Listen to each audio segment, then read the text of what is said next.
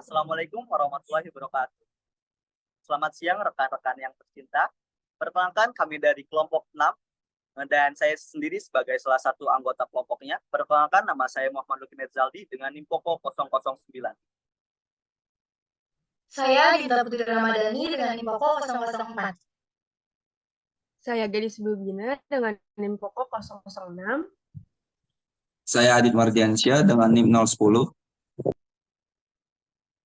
Saya Nada Naziha dengan NIM 015. Saya Tria Jayanti dengan NIM Poko 022. Baik, terima kasih teman-teman. Oke, jadi di sini kami akan memaparkan bagaimana alur transaksi pengeluaran PT Cimory Dairy Shop pada bagian penggajian karyawan. Baik, kepada teman-teman saya berikan waktu dan tempat. Silakan ambil alih. Baik, kita akan ke siklus pengeluaran, yaitu di sistem penggajian.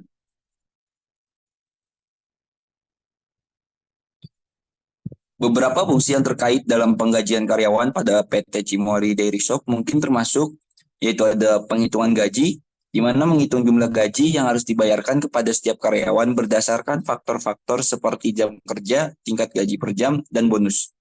Yang kedua ada pemotongan pajak, yaitu dengan cara memastikan pemotongan pajak penghasilan karyawan sesuai dengan ketentuan peraturan perpajakan yang berlaku.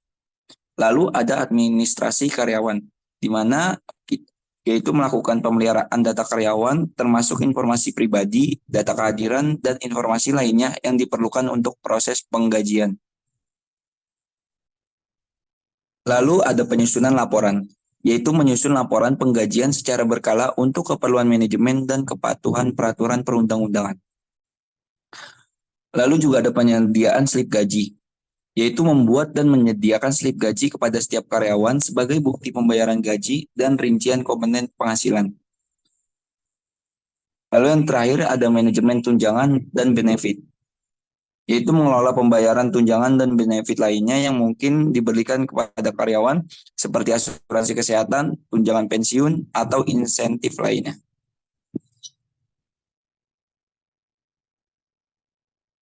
Oke, untuk selanjutnya ada flowchart penggajian karyawan. Dan yang pertama itu ada bagian karyawan, memulai menyiapkan data karyawan, kemudian membuat 2 dokumen data karyawan. Dokumen 2 akan diserahkan ke HRD, dan dokumen data karyawan yang pertama itu digunakan untuk melakukan presensi. Kemudian menghasilkan dokumen hasil presensi, dokumen ini akan diserahkan ke HRD. Oke, untuk selanjutnya itu ada di bagian HR. Bagian ini itu menerima 2 dokumen dari data karyawan dari bagian karyawan tadi. Itu ada yang pertama data karyawan dan juga hasil presensinya. Kemudian 2 dokumen tersebut dilakukan rekap presensi dan menghasilkan dokumen rekap presensi. Selanjutnya dokumen ini akan dilanjutkan ke bagian keuangan. Pada bagian keuangan menerima rekap presensi dari HRD, kemudian membuat slip gaji dan membuat 3 dokumen slip gaji. Dokumen yang ketiga akan diserahkan kepada pihak manajer. Dokumen kedua disimpan sebagai arsip dengan kunci nomor. Dokumen pertama digunakan untuk membuat laporan penggajian. Kemudian membuat 2 dokumen laporan penggajian.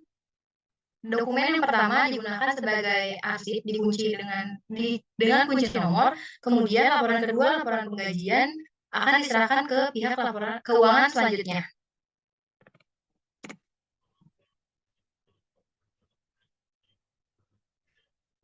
Selanjutnya ada bagian manajer. Sini manajer menerima slip gaji dari bagian keuangan, lalu membuat slip gaji dan melakukan 2 dokumen.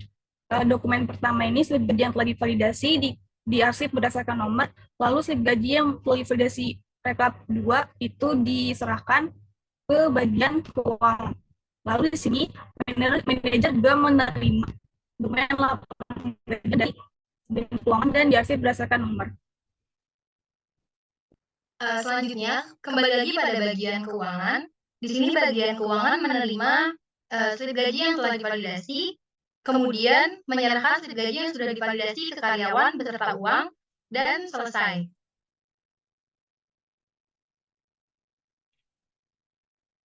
Baik, terima kasih kepada teman-teman kelompok 6 Untuk rekan-rekan yang berada di rumah, kami harap rekan-rekan yang di rumah dapat mencerna dengan baik apa yang kami sampaikan.